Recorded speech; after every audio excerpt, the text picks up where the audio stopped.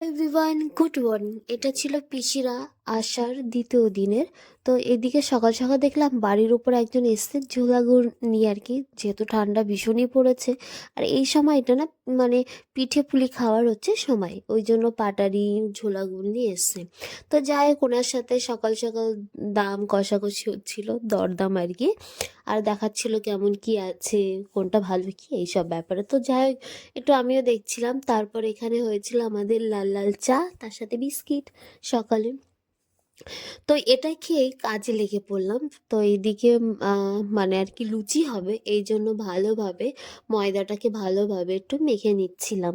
আর এইদিকে মা কিন্তু করে নিয়েছিল সাদা আলুর তরকারি, ওটা কিন্তু লুচির সাথে কিংবা রুটির সাথে খেতে কিন্তু খুব ভালো লাগে। আর এইদিকে কিন্তু আমার দায়িত্ব বলেছে বেলার, এইদিকে আমার বেলা কমপ্লিট, খাওয়াও ধরো একদিকে চলছে।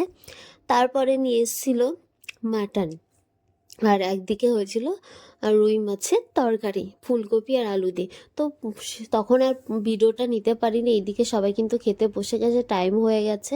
আর ভাইয়ের রিয়াকশান দেখে বুঝলে কেমন হয়েছে। ভিডিওটি ভালো